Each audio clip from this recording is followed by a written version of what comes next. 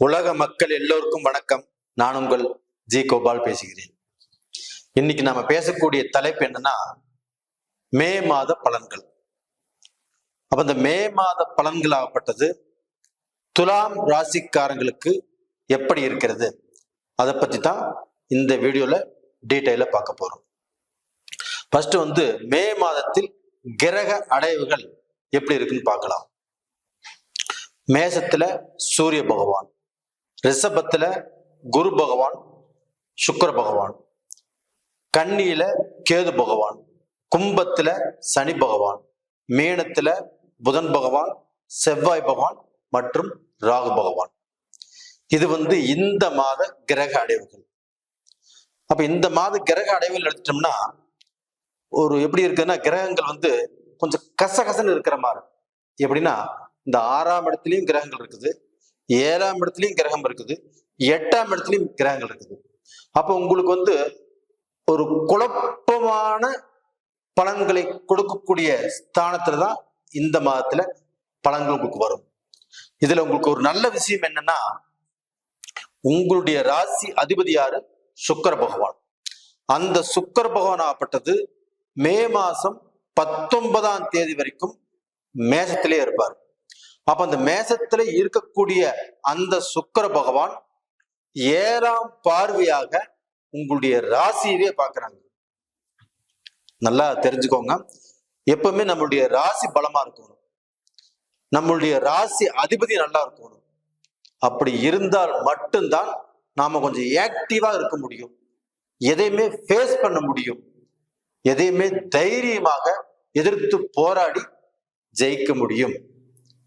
இந்த ஜெயிக்க முடியும் அப்படிங்கிறதுக்கு உங்களுக்கு சூரியனும் உச்சமாக இருக்கிறான். எங்க? மேசத்துல. அந்த சூரிய பகவானும் 7ஆம் பார்வையாக உங்களுடைய ராசியவே பார்க்கிறாங்க. அப்ப டோட்டலா பாத்தீங்கன்னா சுக்கிர பகவானும் உங்க ராசியை பார்க்கறாங்க, சூரிய பகவானும் உச்ச பலம் அடைஞ்சு மே மாசம் 14ஆம் தேதி வரைக்கும் மேசத்திலே இருப்பாங்க.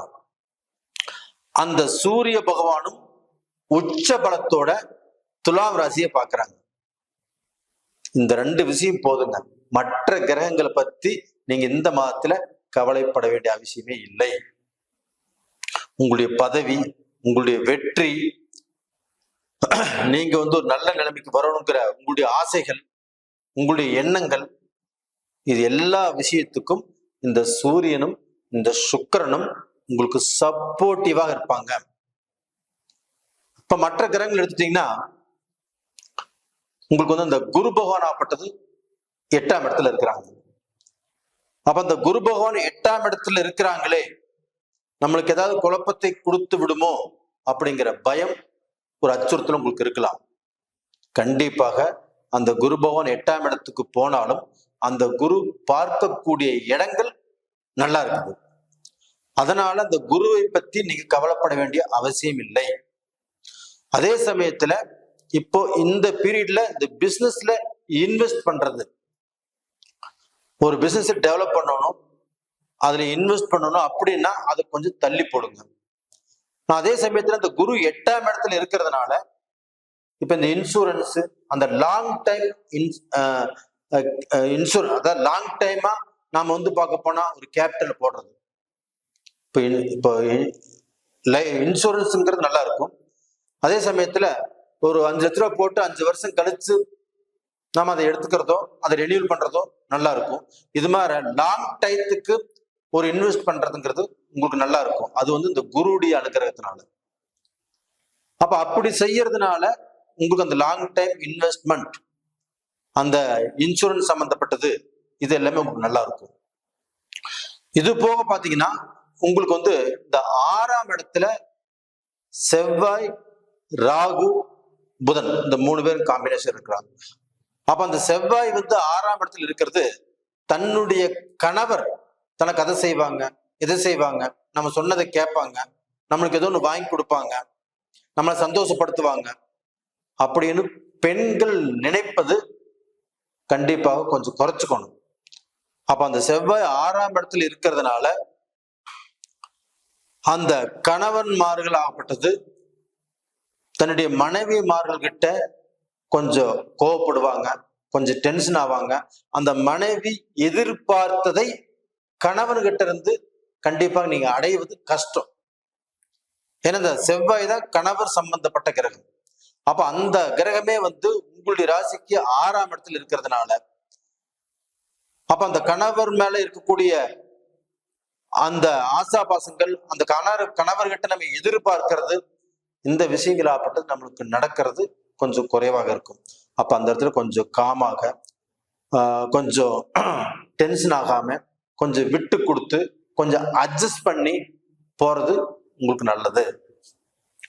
இது போக இந்த மாசத்துல பாத்தீங்கன்னா ஒரு திருமணம் சம்பந்தப்பட்ட விஷயங்கள். அப்ப அந்த திருமணம் சம்பந்தப்பட்ட விஷயங்கள் எடுத்துட்டீங்கன்னா இந்த மாசத்துல கொஞ்சம் கஷ்டம்தான். அப்போ ஒரு பொண்ணு பார்த்துருக்கிறீங்க, அந்த பொண்ணை பத்தி நாம வீட்டுல சொல்லணும்னு நினைச்சாலுமே இந்த மாசத்துல கொஞ்சம் தடுங்கள்லாம் ஆகும். இப்ப பொண்ணு கூட ரிலேஷன்ஷிப் இருக்கிறீங்க, இதை பத்தி வீட்டுல சொல்லணும்னு நினைக்கிறீங்க, கண்டிப்பாக சில தடைகள், சில குழப்பங்கள் வரும். நீங்க சொன்னாலும் அது கொஞ்சம் எகென்ஸ்டா தான் மாறும். அதனால இந்த மாதத்துல அது வேண்டாம். அது போக ஒரு பொண்ணு பார்க்கறது, ஒரு பொண்ணை பார்த்து இது நடக்குமான்னு நினைக்கிறது, அப்போ ஒரு கல்யாணம்ங்கிறது ஃபிக்ஸ் பண்றது, இது எல்லாமே இந்த மாசத்துல இல்லாமல் கொஞ்சம் தள்ளி போட்டுக்கிறது நல்ல விஷயம். அது போக பாத்தீங்கன்னா இந்த குடும்ப ரீதியாக கணவன், மனைவி, குழந்தைகள் இவங்களுக்குள்ள பார்க்க போனா கொஞ்சம் அந்த செவ்வாய்ங்கிறது 6ஆம் இடத்துல இருக்கிறதுனால கொஞ்சம் குழப்பங்களும், கொஞ்சம் மன நிம்மதி இல்லாத சூழ்நிலைகளும் உருவாகும். இது லாங் பீரியட்ங்கிறது இல்லை, ஒரு கொஞ்ச நாளைக்கு தான். அதனால இந்த மனைவிமார்கள் கொஞ்சம் ஒத்து போய், கொஞ்சம் விட்டு கொடுத்து, கொஞ்சம் அட்ஜஸ்ட் பண்ணி நடந்துக்கிறது நல்ல விஷயம். அதே சமயத்துல இந்த புதன் பகவான் 6ஆம் இடத்துல இருக்கிறதுனால மே 10ஆம் தேதி வரைக்கும் தான் இந்த 6ஆம் இடத்துல இந்த புதன் பகவான் இருக்கும். அப்ப இந்த மே 10ஆம் தேதி பயிற்சியாகி மேஷத்துக்கு வந்துருவாங்க இந்த புதன் பகவான். அப்ப அந்த 10 நாட்களும் பார்க்க போனா இவங்களுக்கு எஜுகேஷன்ல கொஞ்சம் பிரச்சனைகள் வரும். தான் படித்தது ஞாபகத்துக்கு வராம இருக்கலாம். ஒரு எக்ஸாம் நம்ம அட்டன் பண்ணாலும் நம்ம எக்ஸ்பெக்ட் பண்ணின மார்க்கை வாங்க முடியாத சூழ்நிலைகள் உருவாகலாம். ஒரு இன்டர்வியூக்கே போறோம், அந்த இடத்துலயும் கொஞ்சம் திருப்தியை கொடுக்காது.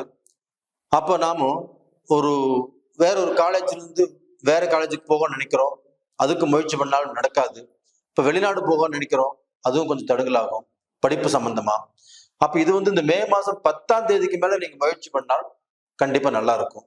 அப்ப அந்த 10ஆம் தேதிக்கு மேல அந்த சுக்கிரனுடைய பலமும் உங்களுக்கு நல்லா இருக்கும். அப்ப அந்த சுக்கிரன் 19ஆம் தேதி வரைக்கும் இருப்பாங்க. இந்த ஒரு 9 நாட்களும் பார்க்க நீங்க ஏதாவது நினைச்ச ஆசைகள், நீங்க எதிர்பார்த்த எண்ணங்கள், இது எல்லாமே கொஞ்சம் சக்சஸ் ஆவதற்குண்டான வாய்ப்புகள் நல்லா இருக்குது. அப்ப டோட்டலா பாத்தீங்கன்னா இந்த துலாம் ராசியில பிறந்தவங்களுக்கு கண்டிப்பாக உங்களுடைய வாழ்க்கையில ஒரு பெரிய கேபிட்டலை போட்டு ஒரு பிசினஸ பெரிய லெவல்ல டெவலப் பண்ணி நல்ல நிலைமைக்கு வரணும் அப்படிங்கிறது கொஞ்சம் யோசனை பண்ணிக்கோங்க. அதுக்கு உங்களுடைய ஜென்ம ஜாதகத்துல நடக்கக்கூடிய தசா புத்திகள், உங்களுடைய நட்சத்திரம் என்ன, உங்களுடைய ராசி என்ன, உங்களுடைய லக்னம் என்ன, உங்களுடைய ராசிக்கு இப்ப நடக்கக்கூடிய தசைகள் சாதகமா இருக்குதா இல்ல பாதகமா இருக்குதா, எதை செய்யலாம் எதை செய்யக்கூடாது, இதை நீங்க பார்த்து தெரிஞ்சு ஒரு ஆக்ஷன் எடுக்கிறது நல்லதா இருக்கும். இது போக பாத்தீங்கன்னா எப்படி இருந்தாலும் இந்த துலாம் ராசிக்கு சுக்கிரனும் சூரியனுடைய பலம் இருக்கிறதுனால இது அவ்வளவு மோசமான மாசங்கிறது இல்லை, ஒரு நல்ல மாசம்தான். கண்டிப்பா நல்லா இருப்பீங்க. நேயர்களே, இந்த பதிவு பிடிச்சிருக்குன்னு நினைக்கிறேன். பிடிச்சிருந்தா லைக் பண்ணுங்க, சப்ஸ்கிரைப் பண்ணுங்க, ஆல் அப்படிங்கிற பெல் பட்டனை பிரஸ் பண்ணிக்கோங்க. நேயர்களே, நீங்க நான் போடக்கூடிய பதிவை எல்லாம் பார்த்துட்டு வந்துட்டு இருக்கிறீங்க, சப்ஸ்கிரைப் பண்றீங்க. உங்க எல்லாத்துக்குமே என்னுடைய மனமார்ந்த நன்றிகளை தெரிவிச்சுக்கிறேன். அதே மாதிரியாக பார்க்குறவங்க சப்ஸ்கிரைப் பண்ணுங்க. உங்களிடமிருந்து விடைபெறுவது உங்களின் ஜி கோபால். நன்றி, வணக்கம்.